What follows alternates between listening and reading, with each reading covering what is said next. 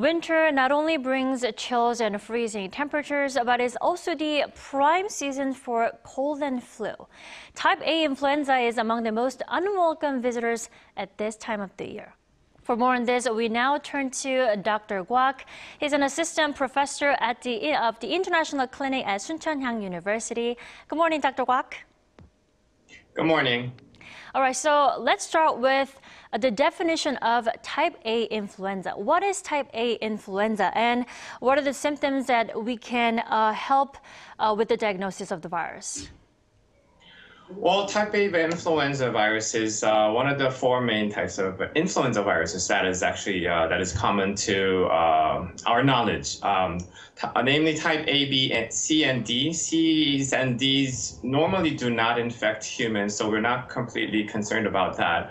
But type A and B are the most common ones they usually find among ourselves, especially type A compared to the other one, type B, is the one that can spread even further and happens to have caused pandemic in the prior days. Namely, type A type of influenza was originated from swine flu, namely H1N1 type of influenza virus. The first time we've ever found it was in a 10-year-old child back in 2009 that came up with fevers and chills and the common types of influenza symptoms.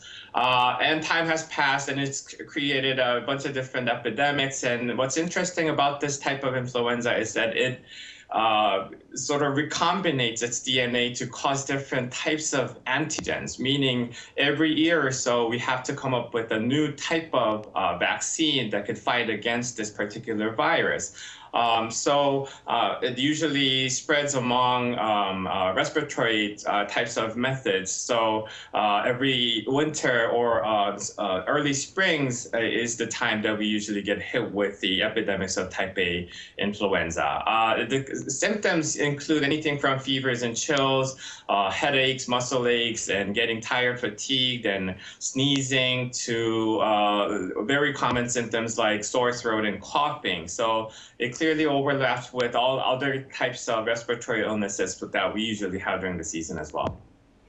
So considering it was found back in 2009, the virus is relatively new. That's pretty interesting.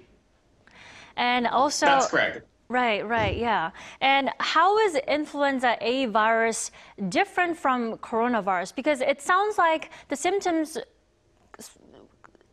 seem to overlap quite much. So how can we distinguish between the two? Well, there's no clear way of distinguishing between type A influenza and COVID-19 just by looking at a person and judging from a symptom, because as you've mentioned, these symptoms clearly overlap. They're actually pretty much the same, coming up with sore throat, showing a bunch of different respiratory symptoms, getting tired from it, and headaches. The only biggest difference clinically that we can seem to observe is that its duration of infectivity, and also its time of being to the point of infectivity differs a little bit. Type A influenza is comparatively shorter in its lifespan compared to that of COVID-19. So we usually say a person is able to infect others when symptomatic up to about 3 to 5 days. And also the person is seem to infect others 1 day prior to coming up with the symptom, as opposed to COVID-19 being able to infect other people once having the symptom up to about 7 to 9 days. And we've actually seen some people infecting others up to even 2 weeks or 3 weeks after coming up with the symptom. And COVID-19 also seemingly is able to infect other people 3 days prior to beginning of the symptom. So only differences in the duration and the beginning of the symptom is probably what distinguishes type A influenza from COVID-19. But other than that, if a person was to come into a clinic with these very common cold symptoms, I would not be able to distinguish them until I give the person antigen tests for both of the viruses.